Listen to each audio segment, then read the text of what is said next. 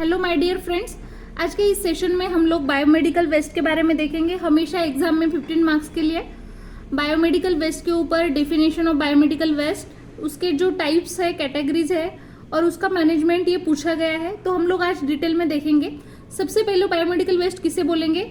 Unwanted waste from medicals, hospitals, OPD, investigation laboratory, research lab and vicinity of hospital के area में जितना भी रहेगा वो बायोमेडिकल वेस्ट रहता है। वो ड्राई भी हो सकता है या फिर वेट भी हो सकता है। तो सबसे पहले तो हम लोग इसमें 10 कैटेगरीज देखते हैं। यहाँ पे आप सभी लोगों को 10 कैटेगरीज दिख रही होगी। हम लोग एक एक मतलब देखेंगे, ठीक है। तो सबसे पहले देखो फ्रेंड, ह्यूमन एनाटॉमिकल वेस्ट है। सबसे पहले ह्यूमन एनाटॉमिकल वेस्ट क्या रहता है? जो भी बॉडी टिश्यू रहेंगे, बॉडी पार्ट्स रहेंगे, ऑर्गन्स, ये सारा ह्यूमन एनाटॉमिकल वेस्ट में आएगा। जो भी ह्यूमन ऑर्गन्स वगैरह सारा कुछ इसमें आता है। तो इसको हम लोग इंसिनरेशन के हेल्प से मैनेजमेंट करते हैं। इलेक्ट्रिकल जो बर्निंग डिवाइस रहता है उसमें हम उसको बर्न कर देंगे। उसके बाद एनिमल एनाटॉमिकल वेस्ट रहता है, उसका भी हम लोग मैनेजमेंट इंसिनरेशन से ही करेंगे, ठीक है। तो एनिमल एनाटॉमिकल वेस्ट में क्या क्या आएगा? तो जो भी एक्सीडेंट में वगैरह जो एनिमल की डेथ होती है, या फिर हम लोग रिसर्च एक्टिविटीज के लिए जो एनिमल्स के जो पार्ट्स यूज करते हैं, वो सारा इसमें आएगा, एनिमल एनाटॉमिकल वेस्ट। थर्ड वाला है माइक्रोबायोलॉजिकल बायोटेक्नोलॉजिकल वेस्ट। जो माइक्रोबायोलॉजिकल बायोटेक्निकल वेस्ट है उसमें जो भी डिस्कार्डेड मेडिसिन रहेंगे, साइटोटॉक्सिक ड्रग्स वगैरह रहेंगे, वो पूरे इसमें आएंगे। तो इसका मैनेजमेंट हम ऑटोक्लेविंग से करते हैं। इसको हम लोग जो है स्ट्रॉन्ग जो हीटेड कंटेनर है उसमें ऑटोक्लेव करते हैं, ठीक है। उसके बाद नेक्स्ट वाला जो 6 नंबर का है, 4 नंबर का है शार्प वेस्ट। अभी देखो नाम में ही है शार्प वेस्ट, मतलब जो भी ब्लेड्स रहेंगे, नीडल्स रहेंगे, स्कैल्पेल्स, ग्लास, ये पूरी इसमें आते हैं शार्प वेस्ट में। इसको हम लोग डिसइंफेक्शन से मतलब इसका मैनेजमेंट हम लोग करेंगे। डिसइंफेक्टेंट मतलब उसको स्टरीलाइज कर देंगे, ठीक है। उसके बाद 5th नंबर का है रिसर्च वेस्ट। रिसर्च वेस्ट में कौन सा आएगा फ्रेंड्स? रिसर्च वेस्ट में मतलब हम लोग जो भी रिसर्च के लिए जो भी यूज करेंगे वो सारा इसमें आ जाएगा, ठीक है। उसको भी हम लोग ऑटोक्लेविंग ही करते हैं, जैसे यहाँ पे हम लोग देखे हैं माइक्रोबायोलॉजिकल में। उसके बाद सॉइल वेस्ट। सॉइल वेस्ट मतलब सॉइल में जो भी ब्लड स्टेन्स वगैरह रहेंगे, या फिर कॉटन ड्रेसिंग, अनयूज्ड जो भी प्लास्टर रहेंगे, बेडशीट रहेंगे, उसको भी हम डिसइंफेक्टेंट से ही करेंगे, ठीक है, सॉइल वेस्ट को।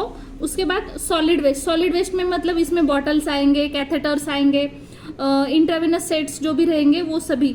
तो इसको हम लोग इंसिनरेशन से करेंगे।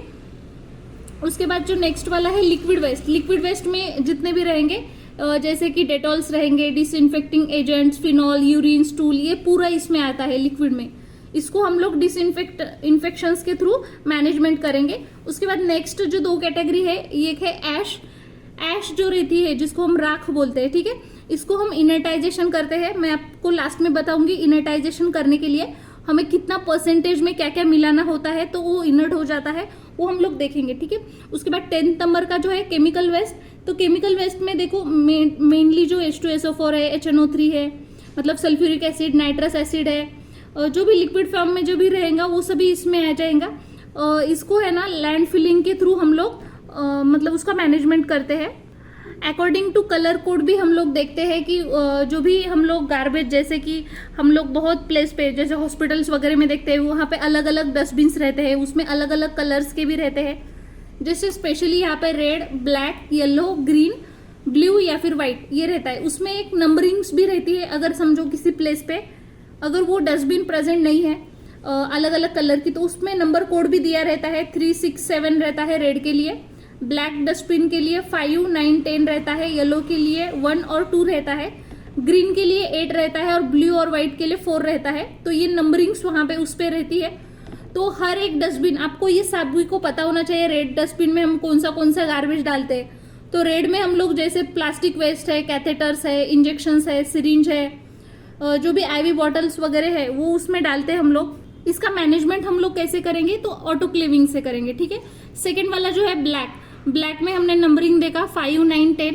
तो ब्लैक में जनरली नीडल्स रहते हैं विदाउट सिरिंज, ब्लेड्स रहते हैं, शार्प जितने भी चीजें रहते हैं, ऑल मेटल आर्टिकल्स, ये पूरा ब्लैक में हम लोग डालते हैं और इसका मैनेजमेंट हम लैंड फिलिंग से करते हैं। उसके बाद येलो का 1 और 2 ऐसा मार्किंग रहता है उसके ऊपर, उसका मैनेजमेंट हम इंसिनरेशन से करते हैं। इसमें स्पेशली आपको याद रखना है प्लेसेंटा है, ह्यूमन प्लेसेंटा जो भी है, ह्यूमन बॉडी पार्ट्स भी उसमें रहता है, बैंडेजेस वगैरह रहते हैं इसमें। तो ये सारी चीज़ें, इन्फेक्शियस जितना भी वेस्ट रहेगा, गॉजेस रहेंगे, कॉटन, ये सारी चीज़ें जो रहती है वो येलो में रहती है। उसके बाद ग्रीन में 8 नंबरिंग होती है इसकी। तो इसमें मैनेजमेंट तो नहीं बताया, लेकिन इसमें आपको याद रखना है कि जो भी ऑफिस स्टेशनरी रहेगी, डिस्पोजेबल पेपर रहेंगे, टिश्यू पेपर रहेंगे, जो भी डोमेस्टिक पर्पस के लिए हम लोग यूज करते हैं, किचन वेस्ट, ये पूरा हम लोग ग्रीन के लिए यूज करते हैं, ग्रीन में डालते हैं।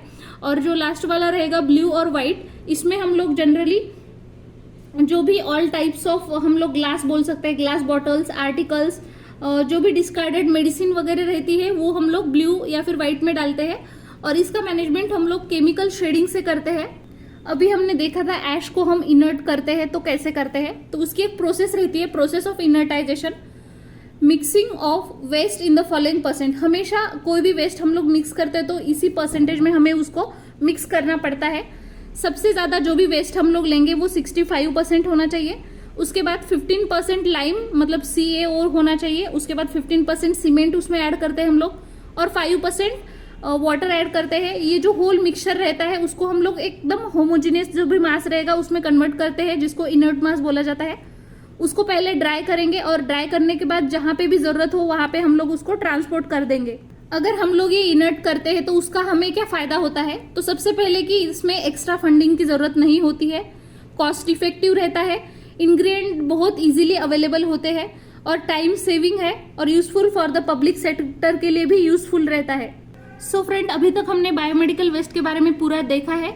तो हम लोग उसको मैनेजमेंट कैसे करेंगे, तो after collection of waste it is given to biomedical personnel, जो भी ऑफिसर रहेगा उसको हम लोग ये ट्रांसपोर्ट कर देंगे। वेस्ट कलेक्ट करने के बाद जो भी पर्सोनल रहेगा वो सेफ्टी इक्विपमेंट उसके पास सारे रहेंगे, जैसे कि शील्डेड एप्रॉन रहेगा, डबल लाइट रबर ग्लोव्स रहेंगे उसके पास, जो भी हाइब्रिड रबर गम्स रहेंगे, ये सारी चीजें उसके पास अवेलेबल रहेंगे।